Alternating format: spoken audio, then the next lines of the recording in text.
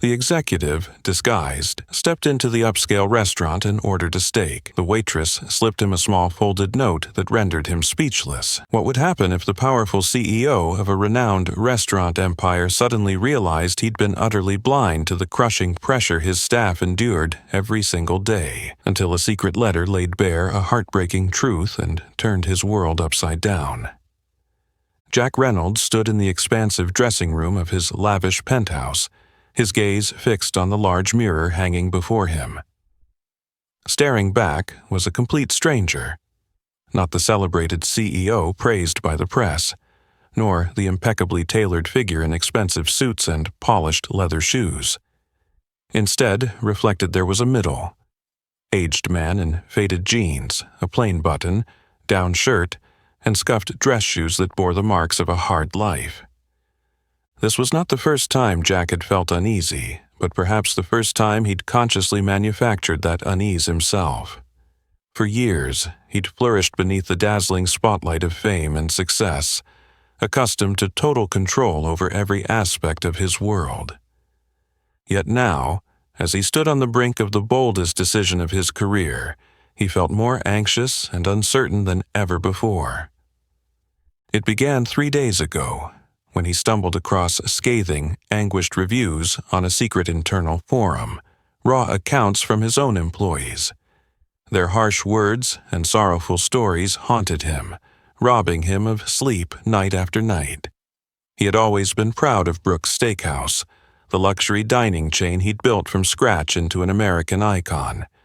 And yet, now it was his own staff who were exposing a workplace rife with pressure, disrespect, and even discrimination. Jack could not accept this. At first, he planned to convene an emergency meeting with his senior managers to get to the bottom of it. But a nagging intuition warned that he would never uncover the real truth unless he walked a mile in their shoes. That's why he decided to go undercover, an unprecedented move for someone of his stature. He approached the vanity table and ran his fingers through his normally pristine, dark brown hair, ruffling it just enough to strip away its polished sheen. He deliberately set aside his Rolex, the luxury emblem of his power and achievement, and replaced it with a plain, anonymous timepiece he'd snagged at a neighborhood dollar store. Each element of his new look had been carefully curated: a common man's wardrobe, a humble watch, every detail designed to render him invisible, just another face in the crowd. His eyes drifted to the floor-to-ceiling window overlooking Chicago's glittering skyline. Below, the very first Brooks Steakhouse, ground zero for his storied ascent, beckoned. He'd chosen this location intentionally. If problems existed, he knew they'd be most acute at the restaurant that had launched his empire. Silently, he slipped out of his apartment and boarded the familiar high-end elevator, not as a confident CEO but as an anxious stranger. When the doors opened at the underground garage, he bypassed his sleek Mercedes-Benz and instead headed for a dusty Honda Civic he'd bought on a whim just yesterday. The plan was simple: disappear among ordinary diners. Settling into the worn driver's seat, Jack exhaled, the mixture of thrill and trepidation coursing through him. As he turned the ignition, the Civic's rattling engine seemed to whisper promises of an unpredictable adventure. He merged into the bustling nighttime traffic, Chicago's neon glow a blur around him. On the drive, his mind raced with questions. Were the allegations truly as dire as the employees claimed? Could he remain composed when confronted with the harsh realities he'd long ignored? Was Brooks Steakhouse really just a facade of perfection, masking stifling pressure, and perhaps even racial bias that he had never imagined? The questions circled endlessly, but one thing was certain: he was ready to face whatever lay ahead. No matter the outcome, he would not shrink from the truth. Jack Reynolds, the most powerful CEO in the restaurant world, was about to learn what it felt like to walk in someone else's shoes. The Civic eased onto the familiar street. Ahead, the neon sign of Brooks Steakhouse blazed defiantly, a stark reminder that from this moment on there was no turning back. Jack drew in a deep breath, his resolve hardening. Tonight, he was not Jack Reynolds, the illustrious CEO. Tonight he was simply Michael Anderson, an ordinary patron seeking answers in the very dining room he'd spent a lifetime perfecting. And what he discovered next might be far more brutal than anything he'd ever dared to imagine. Jack stepped through the doors of Brooks Steakhouse, the very place where his storied career began, and felt the same thrill he'd had on opening night all those years ago. On the surface, everything was flawless. Warm, golden light poured down from the high ceilings. Rich mahogany, paneled walls spoke of understated luxury. Soft jazz floated through the air, lending an elegant, upscale ambiance. This was the refined haven Jack had proudly built over the years, the one every guest entered knowing they'd experience nothing less than perfection. But today, under the guise of an anonymous diner, Jack sensed something was off from the very first moments. He swept his eyes over the staff, those who ought to be the restaurant's heartbeat and soul. Instead of genuine smiles and eager enthusiasm, he saw mechanical grins, anxious eyes, and fleeting shadows of exhaustion, all carefully concealed behind practiced facades. "Right this way, sir," the young hostess greeted him politely, leading him to a table tucked into the far corner. Her name tag read Sarah. Impeccably dressed, she offered a stage, trained smile. Yet Jack noticed it never reached her deep blue eyes, which carried a weary tension as though the slightest misstep could earn her a sharp reprimand. "Would you care for something to drink first?" Sarah asked, sliding the menu toward him. "Just water, please, thank you," Jack replied, feigning absorption in his phone to better survey the room. He glanced around. Not far from his table, a young black waitress stood silently as a well-dressed, middle-aged customer launched into a harsh complaint. He jabbed at the steak on his plate. "Don't you understand English? I clearly said medium, rare, not this near raw nonsense." Head bowed, the waitress murmured an apology, though Jack could see the steak had been cooked perfectly to order. He frowned as the man's volume rose nearly to a shout, drawing curious looks from fellow diners. "I don't know how you hire people like her to serve your customers," the guest sneered. A subtle hint of prejudice Jack recognized instantly. His blood warmed with anger, but he forced himself to watch how management and staff would react.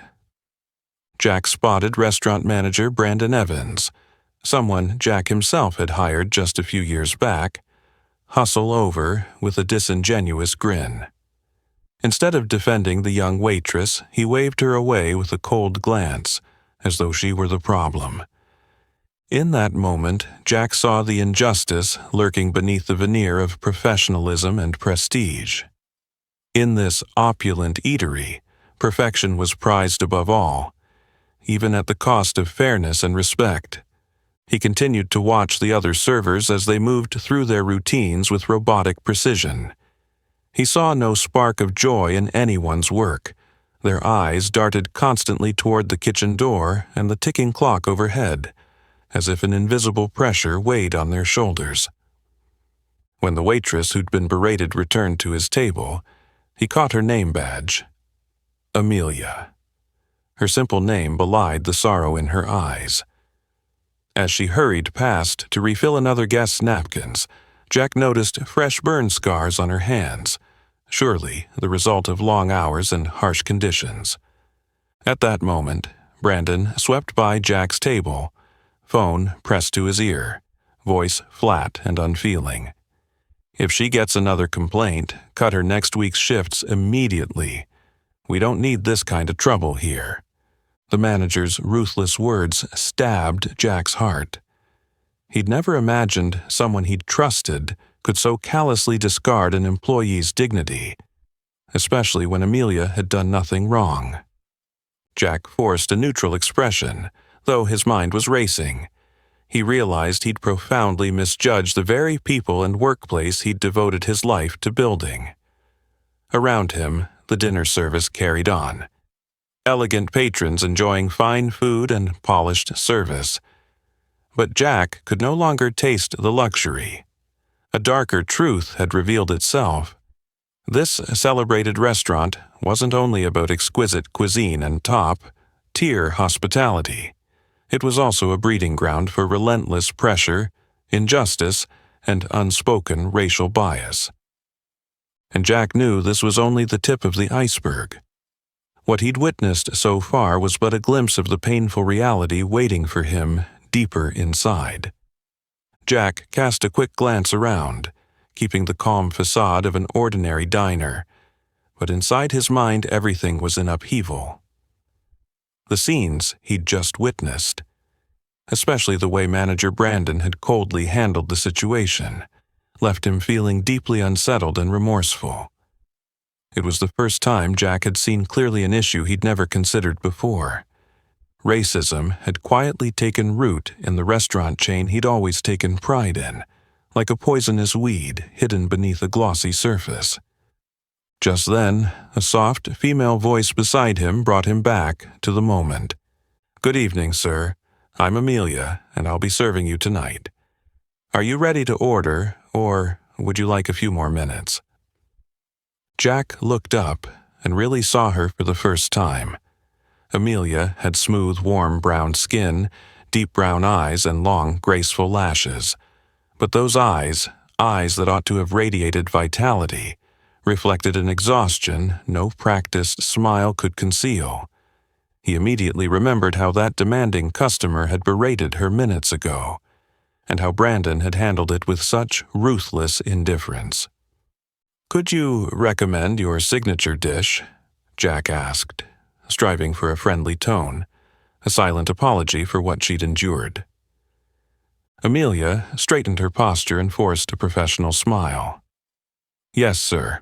Our house specialty is the 28-day dry-aged ribeye, served with a red wine reduction, grilled asparagus, and garlic mashed potatoes. It's our most popular entree." Jack nodded, pretending to study the menu to prolong the conversation. "That sounds perfect. I'll have that, prepared as the chef recommends." "Of course, sir," she replied, jotting it down in her small notebook. Jack noticed her hand tremble ever so slightly, not from nerves, but from sheer fatigue. No sooner had Amelia turned away than two sharply dressed middle-aged men at the next table waved her over. Jack watched, a knot of concern tightening in his chest. As she approached, one man spoke up immediately, his tone curt. "Hey girl, send someone else to our table, please." "Is there a problem, sir?" Amelia asked politely, her voice still gentle. But Jack heard the tension creeping in. The second man sneered, his arrogance unmistakable.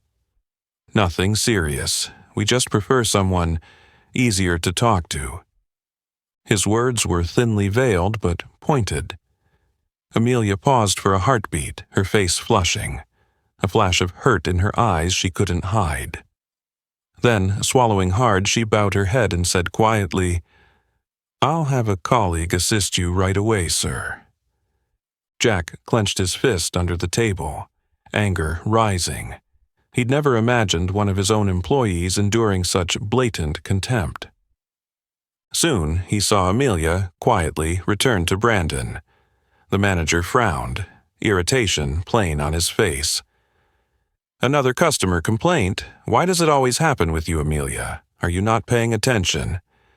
"No, Mr. Evans," she replied, softly but firmly. "They just requested a different server." Brandon sighed heavily, full of reproach. "Fine, I'll send Jessica over. Amelia, remember your place and avoid causing more trouble.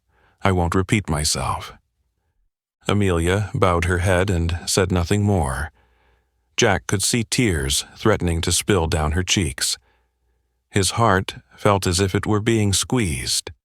He could scarcely believe this was happening in the very restaurant he'd built with such pride.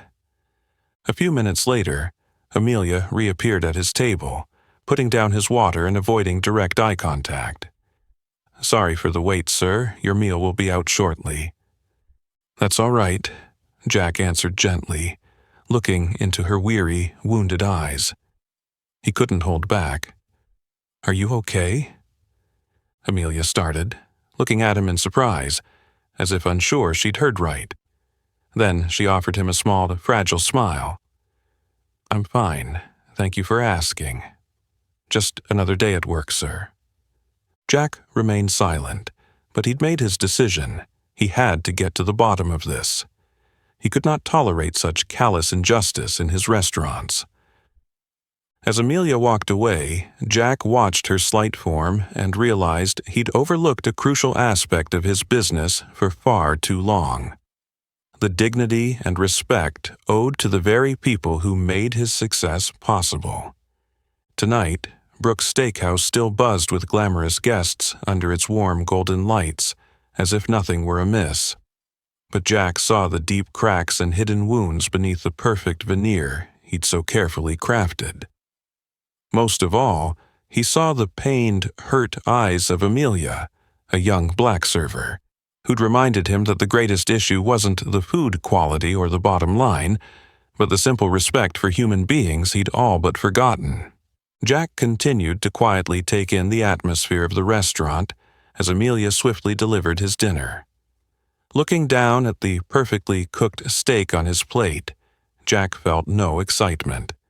Instead, his heart grew heavy with the images he'd just witnessed. The sight of an employee swallowing her pain and injustice just to keep her job in this so-called perfect place. From his seat, Jack had a clear view of the kitchen door, where staff bustled back and forth like gears in an unceasing machine. The tension was palpable in every face, every hurried step, every furtive glance at the wall clock. Jack watched closely as Amelia emerged again from the swinging kitchen door. He immediately noticed fresh burn marks on her hands, red and tender, evidence that she'd been handling hot dishes without time to protect herself. Despite her professional smile, Jack could see the utter exhaustion in her eyes. Carefully, Amelia set a small basket of bread beside his steak and said softly, "Sir, if you need anything else, please let me know." Jack looked into her eyes, hoping to send a wordless message of compassion. But Amelia, accustomed to avoiding direct eye contact, quickly bowed her head and hurried back toward the kitchen as if fleeing some invisible threat. Just then, a sharp, impatient voice called from behind Jack, making him turn in his seat. "Amelia, where do you think you're going? Do you think we pay you to take strolls? Table 7's food is still waiting." The speaker was a middle-aged woman whose name tag read Margaret Wilkins, the supervisor in charge of the servers. With her tightly pinned blonde hair and stern expression, Margaret looked every bit the no-nonsense manager Jack had heard about, but never imagined seeing her treat Amelia so harshly and disrespectfully. "I'm sorry, Miss Wilkins," Amelia replied quietly, trying to explain. "I just finished with table 12. I'll get right on it." Margaret cut her off, her voice rising just enough for nearby staff and a few guests to hear clearly. "You always have an excuse. Why can't you ever do your job as well as everyone else? I can't believe we even hire people like you here." Jack's hand tightened around his fork so violently his palm ached. Margaret's words carried an unmistakable racial slur beneath the surface. This wasn't mere work criticism. It was outright prejudice. A heavy silence fell. A few diners glanced Amelia's way, as if she were the cause of all the commotion. Amelia stood frozen, her hands trembling so slightly but visibly, unable to mask her shame and hurt. Jack realized he was witnessing the cruel underbelly he'd unwittingly allowed to fester, a toxic culture hidden beneath the luxury of his restaurant chain. Every cutting remark, every cold glance from management chipped away at the dignity of employees like Amelia. "I'm very sorry, ma'am," Amelia murmured, striving to remain composed. "I'll do better." Margaret shook her head in disgust and spoke even louder. "If you don't improve right away, you know exactly what will happen, and I don't want to have to repeat myself a second time." Jack felt as though his heart was breaking as he watched Amelia turn away. Her face bowed to hide tears she fought to hold back. He could see her fighting to cling to the last shreds of composure under the stares of judgment around her. In that moment, Jack understood he had utterly failed to create a truly supportive workplace for his staff. Beneath the polished veneer of elegance lay a bitter reality: inhumane pressure, demeaning tirades, and blatant racism. Things he never imagined existed at Brooks' Steakhouse. He sat there, unable to eat another bite of his steak. Everything before him felt dull and tasteless. Across the dining room, he saw other servers keep their heads down and work faster, driven by a constant fear of being the next target. Jack wondered when he had allowed this to happen on his watch, when he let cruelty and injustice become normalized in the business he'd always touted as perfect. He knew now this was no minor issue to sweep under the rug. It was a serious moral crisis, a disease infecting the system that threatened to destroy the very values and reputation he'd spent his life building. As Amelia's small figure disappeared through the kitchen door, Jack made a decision. He had to act immediately. This harsh truth could no longer remain hidden, and he would be the one to end it, no matter the cost. Jack sat motionless, his eyes fixed on the kitchen door where Amelia had just disappeared. The din of laughter and conversation from the surrounding diners suddenly felt distant and unreal. For the first time in his career, he felt completely powerless before the events unfolding in the very restaurant he had built. A few minutes later, Amelia reappeared carrying a tray of food.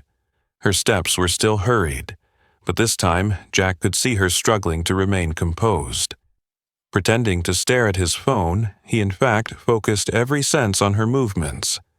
Amelia gently set the steak on the table, her practiced professional smile in place despite the tension and fatigue he could clearly see etched in her features. Just as she turned to leave, Jack noticed her hesitate. Her hand lingered at the plate's edge a moment longer than usual. His heart suddenly raced, intuition telling him something was different. "Enjoy your meal," Amelia said softly, her eyes flicking toward the manager's station where Margaret stood, scrutinizing every staff member's action. The moment she stepped away, Jack discreetly lifted the corner of the napkin beside his plate. Beneath it lay a neatly folded slip of paper, placed just so he would notice it without anyone else suspecting. Jack's heart pounded.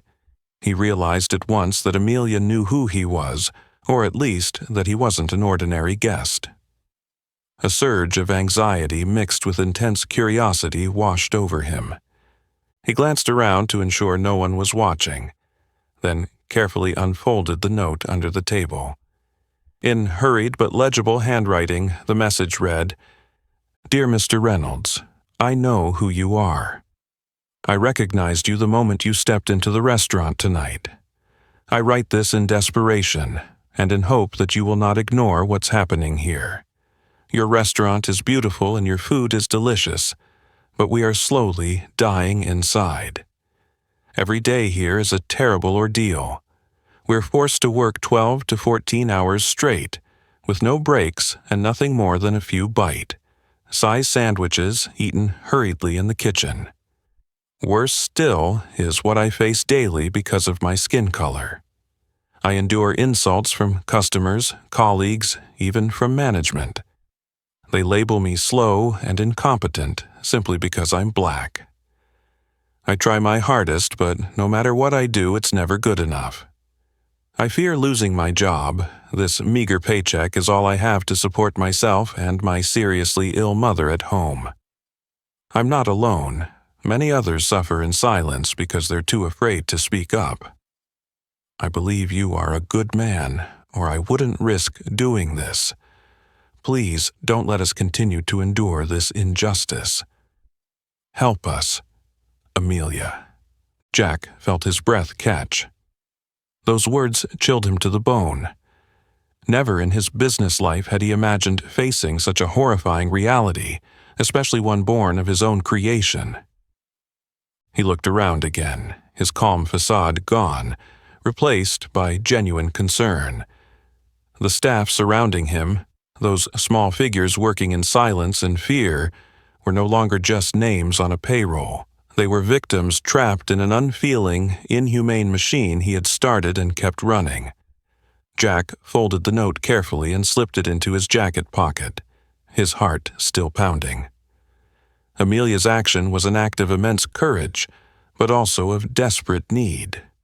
He realized she had not written this plea for herself alone, but as the voice for dozens, perhaps hundreds, suffering in silence throughout the Brooks Steakhouse chain.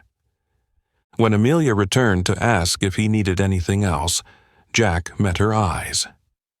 In that moment, he saw not only her pain and exhaustion, but also a fragile hope that the most powerful man there would not turn away from her earnest cry for help. "I'm okay, thank you," Jack said softly, his tone conveying that he had received her message and would not ignore it. Amelia tilted her head slightly in acknowledgement, then quietly left his table to return to her demanding shift. Alone again before his now cold meal, Jack knew that from this moment on he could never go back to his old life. The small note Amelia had given him had opened a door to harsh, heartbreaking truths he had never imagined confronting. Jack understood he faced a choice: remain silent and pretend ignorance, or stand up and right the wrongs he had caused. Deep in his heart, he already knew his answer. Jack sat in silence, his eyes staring absent-mindedly at the steak that had long since gone cold. Amelia's shaky, desperate words echoed in his mind like cries for help he had unwittingly ignored for far too long. He clenched his fists beneath the table, fighting to steady the tremor that threatened to rise in his hands. Jack Reynolds' entire life had been devoted to building the Brooks Steakhouse brand, a symbol of culinary perfection and refinement. He'd always taken immense pride in that achievement. But now, Amelia's small note had shattered every mask he'd ever worn. For the first time in his career, he painfully understood that he hadn't created merely a high-end restaurant, but an invisible prison that trapped his staff in fear and despair. He looked around the dining room. The decor remained elegant. The well-heeled diners still chatted away. Yet Jack no longer saw that perfection. All he saw were weary eyes, hurried footsteps, forced smiles, people sacrificing their health, dignity, and joy to uphold the restaurant's polished facade. He spotted Maria, the older black woman who had been with Brooks since the very beginning. Her hollowed eyes spoke of exhaustion. Her calloused hands were raw from endless plate, scrubbing. He'd always known her to be kind and dedicated, but never asked himself how she felt after 14-hour shifts. Across the room, he noticed Carlos, a young Latino server darting between tables, his wrist wrapped in a flimsy white bandage. Jack recalled Amelia's letter. They didn't dare take time off, fearing lost wages, lest they be unable to afford medical care.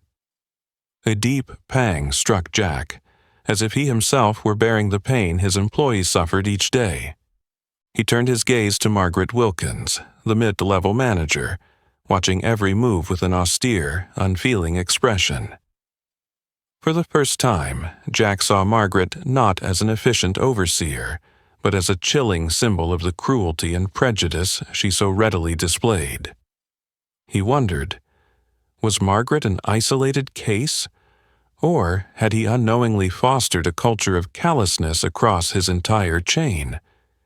He remembered policies he'd championed years ago, strict productivity quotas and rigid performance metrics.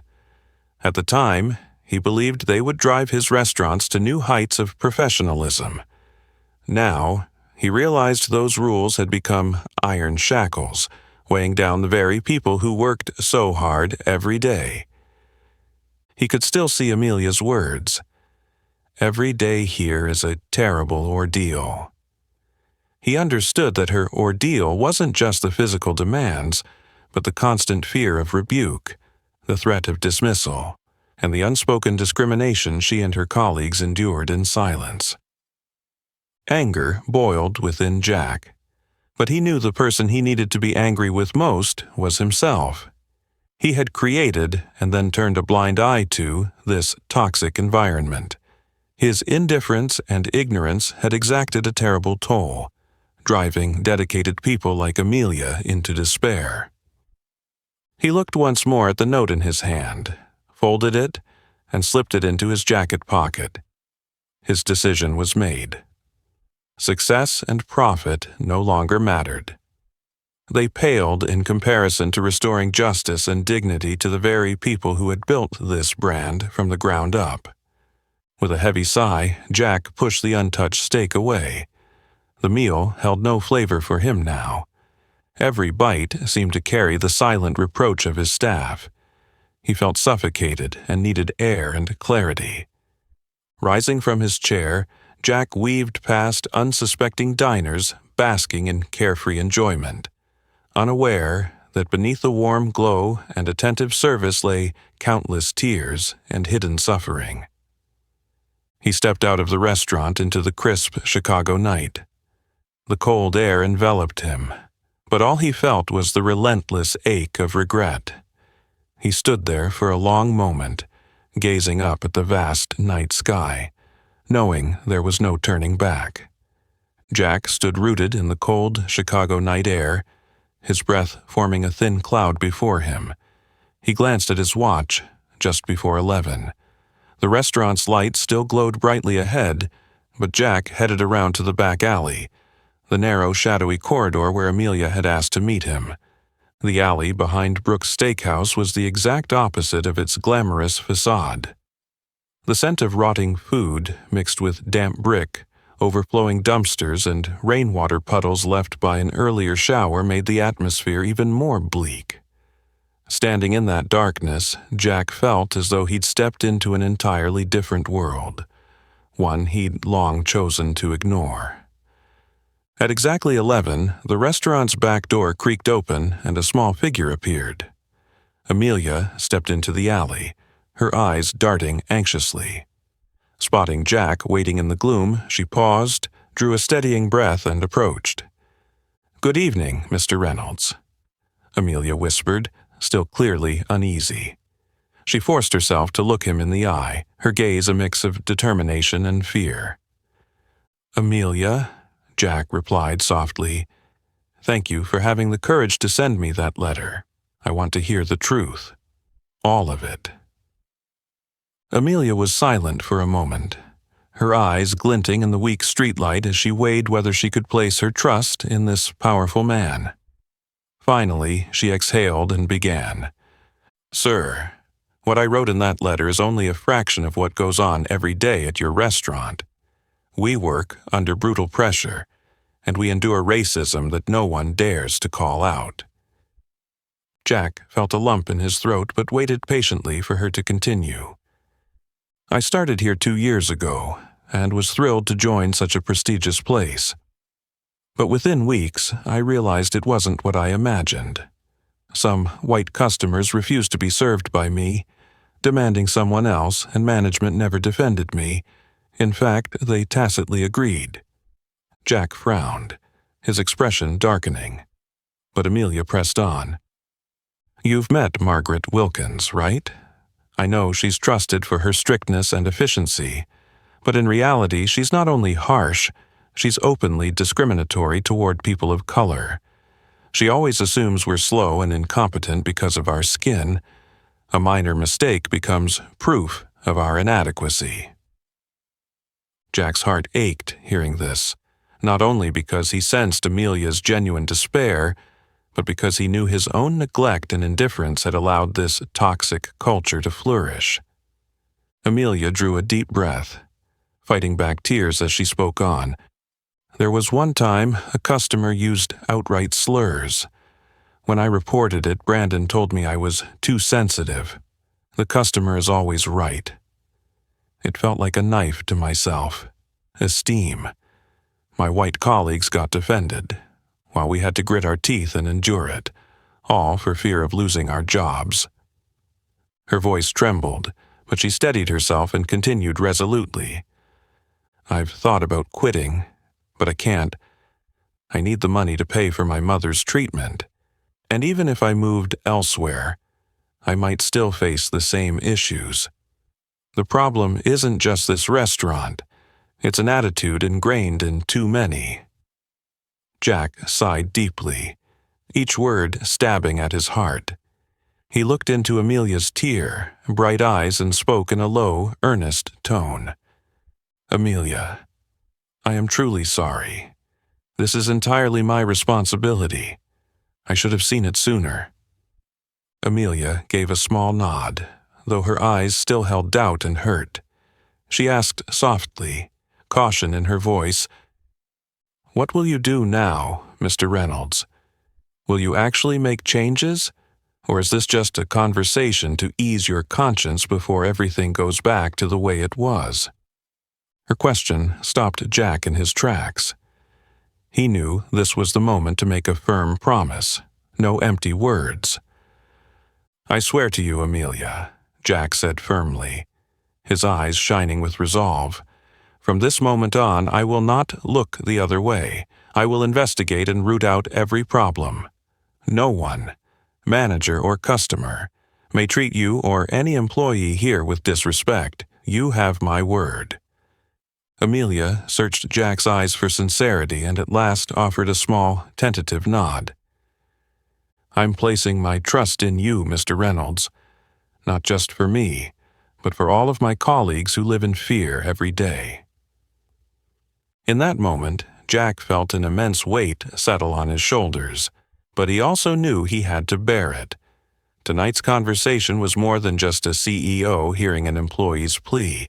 It was a vow, a commitment to uproot the injustices that had silently prevailed for far too long. Jack and Amelia stood in the alley's darkness, but from that instant on, both understood that this was the turning point.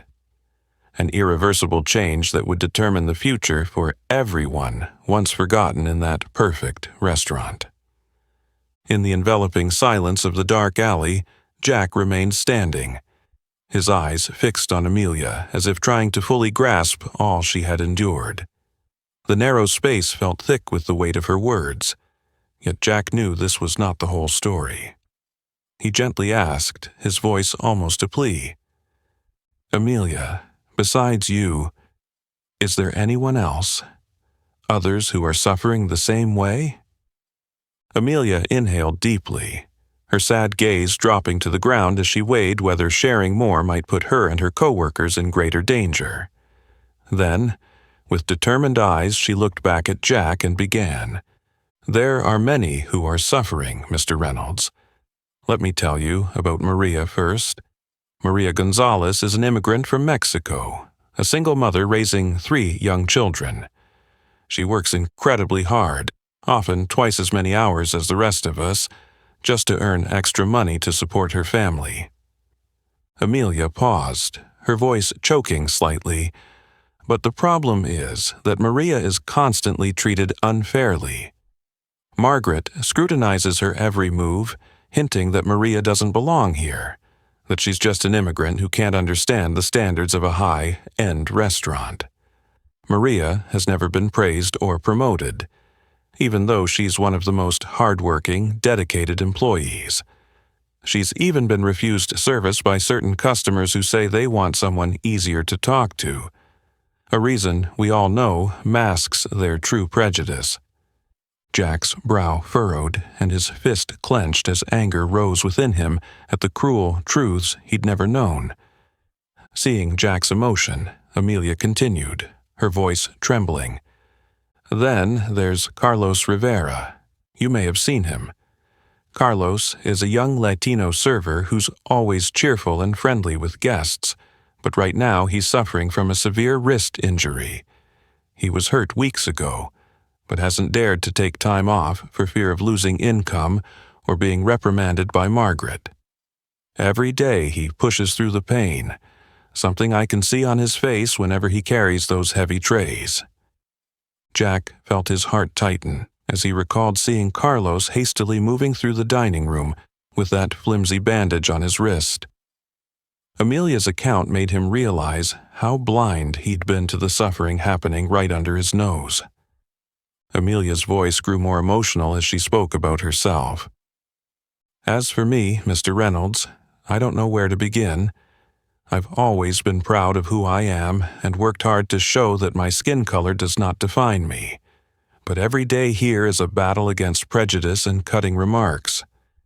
Guests sometimes make hurtful comments about my race, and management has never defended or protected me. Sometimes they even silently condone the customers' attitudes. She paused, drawing a shuddering breath to hold back tears. One night, a wealthy customer called me unworthy to serve him. I reported it to Brandon, but he just sighed and told me to toughen up, saying that stuff like that is normal in service. My white colleagues have never faced such treatment, but for Maria and me, it's become an accepted reality we're forced to endure. Jack closed his eyes for a moment, overcome with pain and remorse. Amelia's words made him see that his devoted staff, the very people who helped build his restaurant's success, were being reduced to unfeeling cogs in the profit-driven machine he had unwittingly created. Amelia looked at Jack, her eyes full of hope, but still wary, as if waiting for more than just sympathy. Jack understood. He met her gaze, his tone sincere and resolved. I have no excuse, Amelia. What you've told me is heartbreaking, and I am deeply ashamed. But I promise you I will not let this continue. I will investigate thoroughly and speak directly with Maria, Carlos, and the others. I will address this problem at its roots, even if it means confronting my entire management team and the restaurant's clientele. Amelia gave a small nod, a genuine spark of hope finally shining in her eyes. In that moment, Jack realized that his words were not just a promise, but a firm commitment to the difficult fight ahead. A fight to restore justice and dignity to those who had suffered in silence for far too long. In the darkness of the alley, Jack knew that from this moment on, he had no choice but to change things, radically, profoundly, and despite the pain, because it was the right thing to do. After Jack's final words hung in the air, a profound silence settled over them. Amelia remained standing, her gaze locked on his, as if probing for the sincerity and resolve behind his promise. Jack understood that his vow alone couldn't erase the doubts and pain she'd endured for so long, but he was prepared to face that, ready to do whatever it took to earn back her trust and that of the rest of the staff. At that moment, a question that had been gnawing at him burst out, full of genuine concern. Amelia, if things were really that bad, why didn't you just leave? Amelia fell silent, as though his words had struck the very core of her being, the place she'd kept hidden for so long. Her usually fierce eyes shimmered, and tears she'd held back finally spilled down her cheeks. "Mr. Reynolds," she choked, her voice trembling, "do you think I never wanted to quit? I'm not here because I love this place. I'm here because I have no choice. I need the money, not just to get by, but to chase my greatest dream, studying nursing and becoming a nurse so I can care for others." Jack stood frozen, his heart tightening at the raw, profound despair in her tone.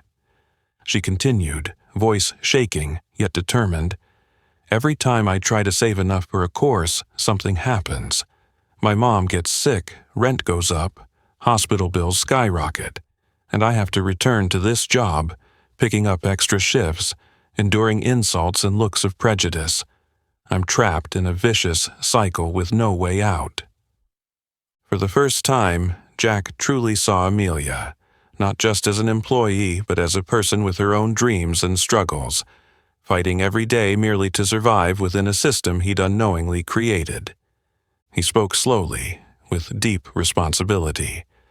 "Amelia, tell me, what do I need to do to make things right?" She lifted her head, hope flared in her eyes, tears still glistening on her lashes. No longer looking away, she laid out her demands clearly. "First, Mr. Reynolds, raise our wages. We deserve fair pay for our effort and sacrifice.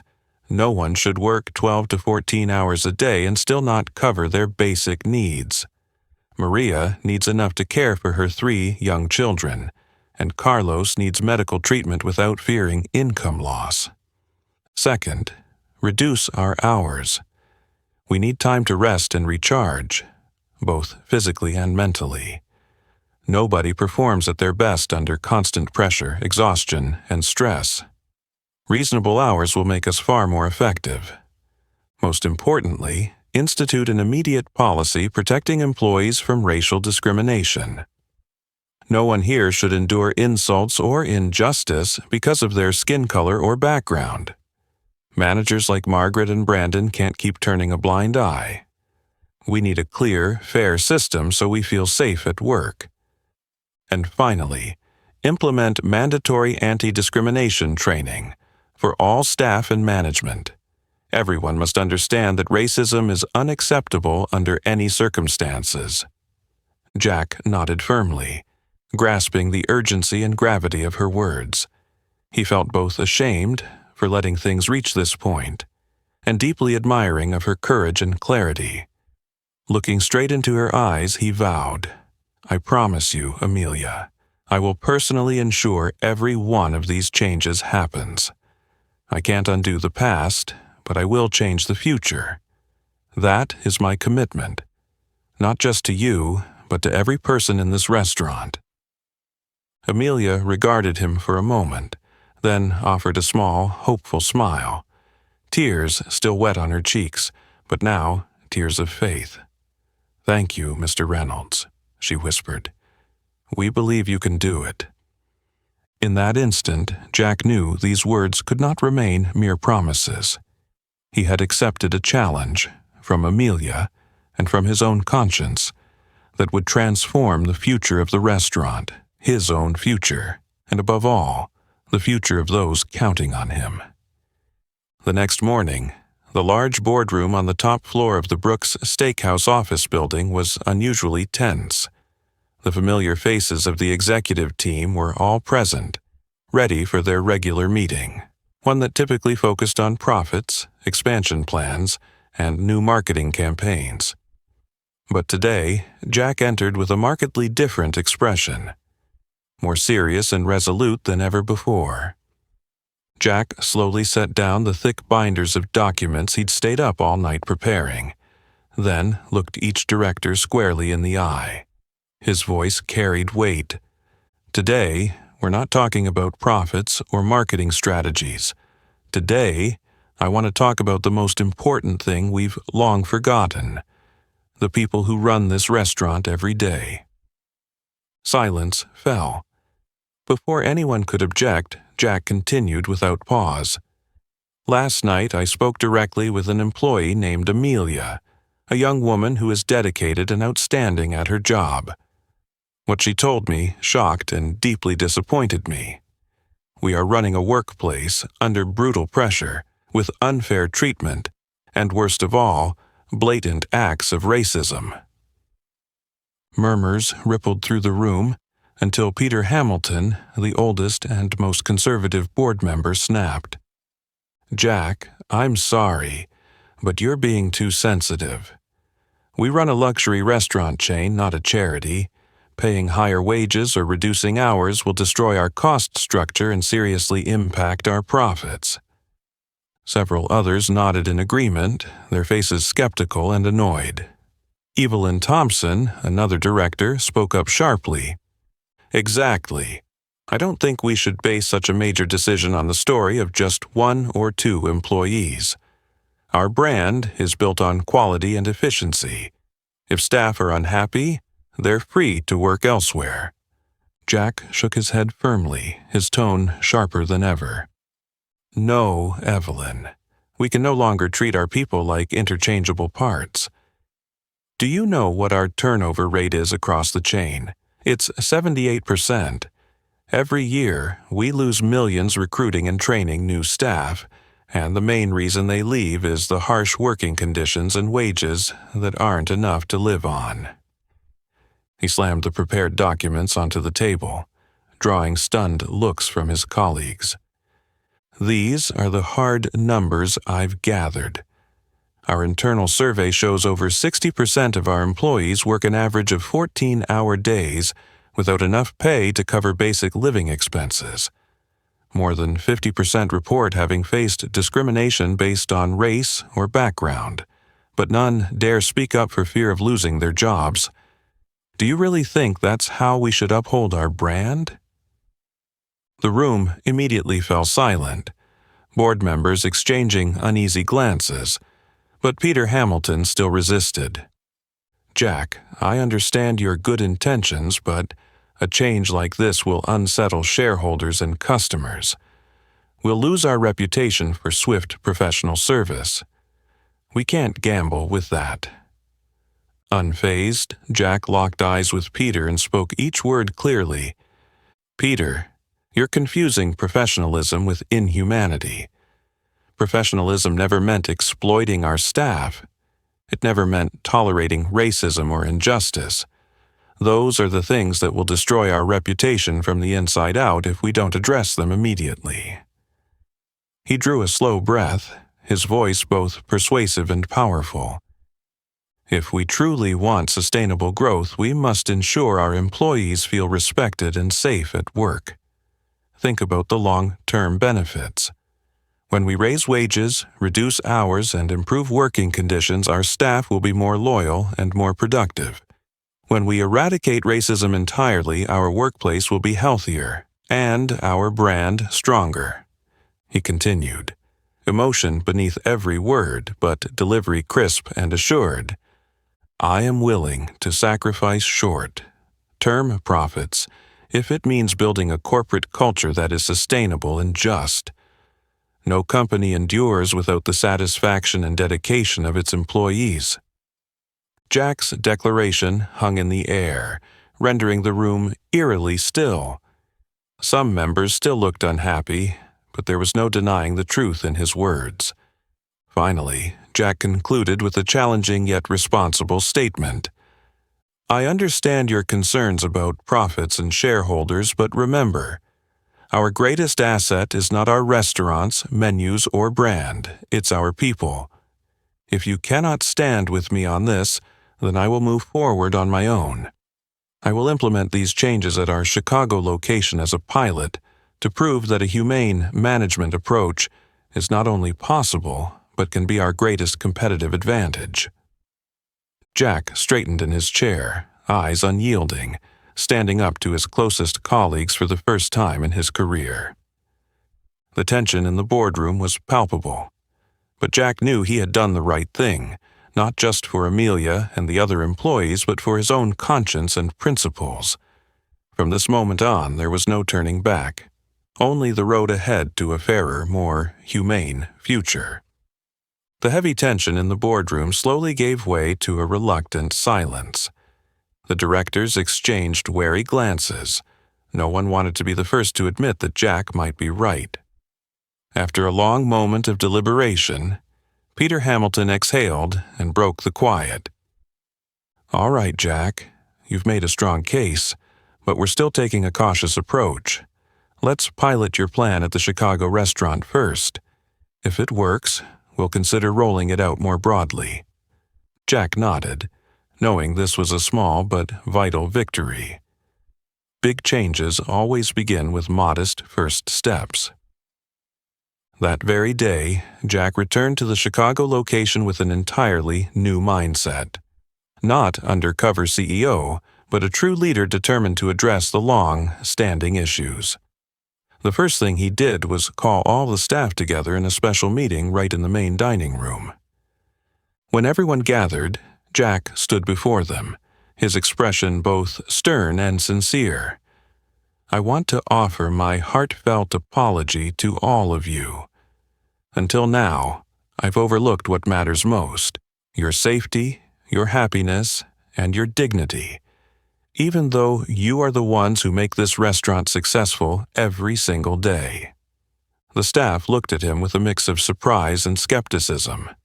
Some were visibly moved, while most held back their trust. Jack understood this, so he quickly outlined the concrete reforms. Starting next week, everyone's base wage will be raised fairly and appropriately. No one here will work more than an 8-hour shift unless you choose to, and any overtime will be paid at full overtime rates. I want you to have the time you need to care for yourselves, your families, and pursue your own goals. He continued, his voice firmer as he addressed the most serious issue. As for racism and unfair treatment, effective immediately, any discriminatory words, actions, or attitudes will be met with strict consequences. We will launch mandatory anti-racism training for all staff and management. I will personally oversee this to ensure that everyone feels safe and respected at work. Whispers rippled through the room, but Jack saw their expressions gradually soften. Maria offered a gentle, emotional smile. Carlos stood quietly, his wrist still bandaged, but relief shone in his eyes. And behind them all, Amelia stood silently, her eyes bright with new hope. Jack then locked eyes with Amelia and made a clear announcement to everyone. "I've decided to appoint Amelia as our new People and Culture Manager here in Chicago. She will be directly responsible for overseeing these reforms and ensuring they're carried out fully and effectively." The room fell into astonished silence, then broke into growing applause. Amelia stood stunned for a moment, tears of surprise and gratitude in her eyes as she realized Jack had placed great trust in her. But from day one of the new measures, Jack and Amelia quickly discovered the real challenges lay ahead. Not everyone was ready for change. Margaret Wilkins immediately voiced her fierce opposition in a manager's meeting. "I can't believe this, Mr. Reynolds," Margaret shouted. "You're turning this place into a charity.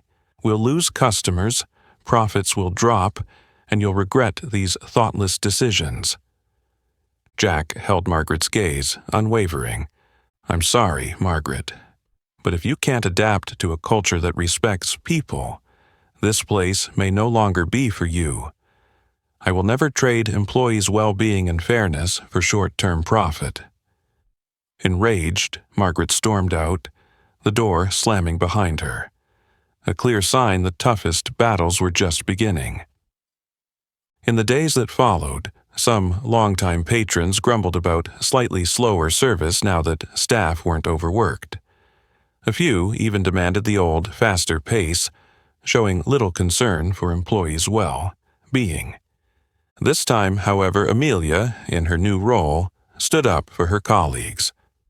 Calmly but firmly, she explained the changes to those guests, emphasizing that true service quality lies not just in speed, but in caring, professionalism, and a team that feels respected and supported. Day by day, those small changes began to shift the staff's attitude. They felt heard and safe. For the first time, they came to work not in fear or anxiety, but with pride and confidence. Jack knew this was merely the beginning. He also knew these reforms wouldn't be easy, and that many challenges still lay ahead. But he was ready to face them, because he now understood that true success isn't measured by profit alone, but by creating a humane workplace where people are valued and empowered to be their best. For Jack, this was the most important and right challenge of his life. The changes at the Chicago restaurant unfolded more quickly and forcefully than Jack ever anticipated. Within just a few weeks of rolling out the new policies, the atmosphere had noticeably improved. Employees were happier and more confident than Jack had ever seen them. Amelia had clearly demonstrated her leadership skills by implementing the reforms he'd entrusted to her, and by shielding the staff from any hint of prejudice or unfairness. But just as the internal culture was shifting positively, Jack began to notice an undercurrent of opposition rising from the outside. A segment of long-time patrons, especially wealthy, influential customers, had caught wind of the changes and dismissed them as over the top and totally unnecessary. One afternoon, Jack received word from Amelia that a regular customer, Jonathan Prescott, a powerful Chicago businessman, was loudly denouncing the new policies in front of other diners and threatening never to return. Jack hurried to the restaurant. As he stepped into the main dining room, he froze. Jonathan Prescott stood in the center of the floor, his voice ringing with fury. "I can't believe what this place has become. I pay for fast professional service, not to sit through your cheap moralizing or wait any longer because you want to play heroes." Amelia faced him calmly but firmly. "Mr. Prescott, we remain committed to providing the best possible service. We simply want to ensure our staff work in better conditions. I hope you understand." Prescott sneered, his tone growing harsher. "I don't care about your personal issues. If you keep up these ridiculous changes, I'll make sure none of my friends ever set foot in here again. We'll boycott this place." His threat sent a hush over both staff and guests. At that moment, Jack stepped forward, standing beside Amelia, his expression resolute but composed. "Mr. Prescott, I'm sorry you're unhappy, but let me be clear. These changes are necessary, and we will not reverse course because of a few empty threats." Prescott spun around, surprise flashing alongside his anger. "Jack, you're making a huge mistake. Are you really going to sacrifice your reputation and profits just to protect a bunch of employees?" Jack looked Prescott squarely in the eye. "I don't see it as a sacrifice, Mr. Prescott. I'm doing what's right and needed. If customers only come here to feel special or to look down on others, then perhaps we're not the right restaurant for them." Prescott fell silent, rage simmering in his eyes but unable to counter Jack's firm words. After a moment, he turned and stormed out, leaving a tense hush behind him. News of the confrontation spread quickly, sparking mixed reactions in the local media. Some outlets praised Jack as a bold CEO challenging outdated values.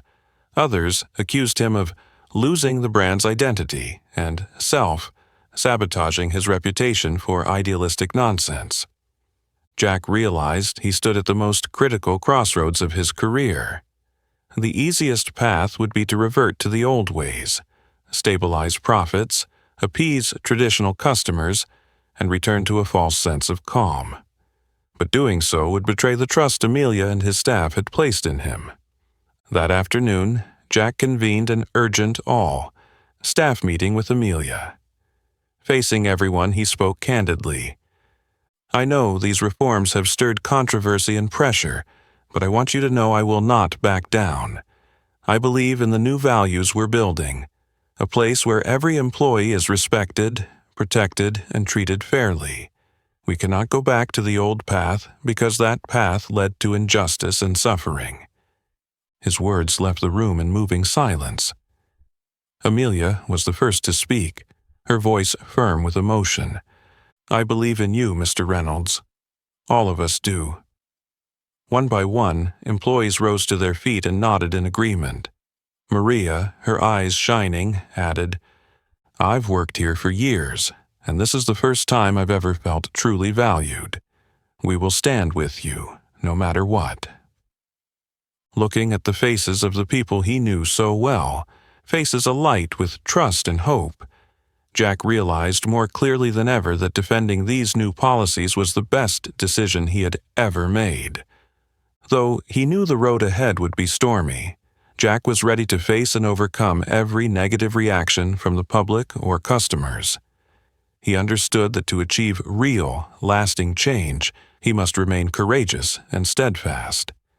And above all, he knew that the genuine support of his team was the strongest foundation for the business's future success. Jack drew in a deep breath, more determined than ever. This was no longer just a battle for reputation or profit. It was a fight for human dignity, for justice, and for a fairer future for everyone.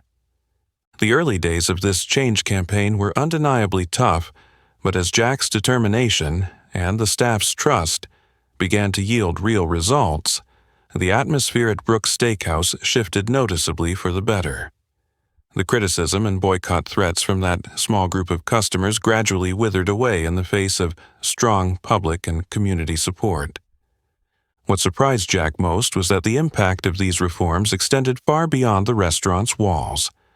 A few months in, word of mouth spread. New diners came to Brooks Steakhouse, not just for the good food and service, but to support the positive values Jack and his team were building. The data spoke for itself. Jack's bold decision was completely vindicated. Employee turnover plunged from 78% to just 15% within 6 months. Hiring new staff became easier as the restaurant's reputation grew as a model workplace, one where human dignity was truly respected and protected. Amelia blossomed in her new role. With Jack's full support, she quickly established herself as a capable, professional leader. The same young server who had once been overlooked and insulted now stood as an ideal ambassador for Brooks Steakhouse's new, humane values. Staff no longer came to work in fear. They walked in with visible pride and genuine smiles.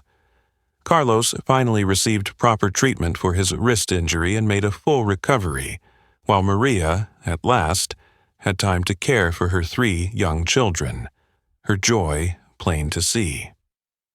As for Margaret Wilkins, the manager who had caused the greatest upheaval, she ultimately chose to resign, realizing she could not adapt to the restaurant's new culture. Even then, in her final meeting with Jack, she conceded, "I may not agree with every change you've made, but I have to admit the restaurant has never been better. Good luck, Jack." One evening, Jack stood quietly in a corner of the dining room, taking in the scene before him, so different from the first time he'd entered Undercover. The laughter of diners, the contented, proud faces of his staff, it moved him deeply. He realized that what he had achieved was the true success he'd always sought. A place where people came before profits, and where self, respect, and dignity were absolutely safeguarded. Amelia joined him, her eyes full of gratitude and deep pride. "Mr. Reynolds, I don't know how to thank you enough. My life, and the lives of my colleagues, has been completely transformed since you decided to stand up for us." Jack turned to her with a gentle smile, filled with a peace and happiness he'd never known before. "No, Amelia, it's I who should thank you and everyone else. You have shown me that the most important thing in business isn't how much money we make, but how we make it. Without you and your courage, I'd still be trapped in illusions of perfection." Amelia's face lit up brighter than ever, and she nodded softly. "I think we've all learned something invaluable these past few months." Jack patted her shoulder, his voice proud and resolute. "And we'll keep spreading these good values, Amelia. I want Brooks Steakhouse to be a shining example, proof that business success and ethical integrity are not mutually exclusive." Within only a few months, the story of Brooks Steakhouse's dramatic, humane turnaround spread widely through the business community and beyond. Other enterprises began seeking out Jack, eager to learn how he had built such a healthy, fair workplace. Journalists and interviewers lauded him as a pioneer reshaping the business mindset, launching a new movement in which people truly come first. Jack no longer fretted over those who had opposed him or threatened to boycott. He knew the path he'd chosen had been challenging, but it was unquestionably leading to a better, more sustainable future. Formerly angry customers gradually returned, this time not just for the cuisine, but out of respect and admiration for what the restaurant now stood for. A year after that stormy beginning, Brooks Steakhouse received Chicago's prestigious Humanitarian Business Award, honoring its contributions to a healthy, inclusive work environment and its fight against racism. At the awards ceremony, Jack Reynolds stood before the crowd, his eyes brimming with emotion, as he looked toward Amelia and the rest of his staff seated below. "The greatest success I hold today isn't the money in our accounts, nor the profits we've earned. True success is the happiness, dignity, and self-respect of every person who works here, and I promise you, this is only the beginning." Thunderous applause filled the hall. Amelia beamed at Jack with boundless gratitude. In that moment, Jack understood that his bold choice had truly opened a new, meaningful chapter in his life, a new mission and a future he had long wished to build from his heart.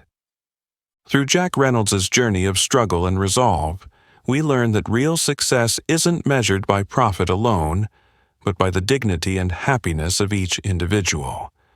A restaurant once flawless on the surface hid deep pain and injustice within, but when a leader dares to confront it, everything can change. What about you?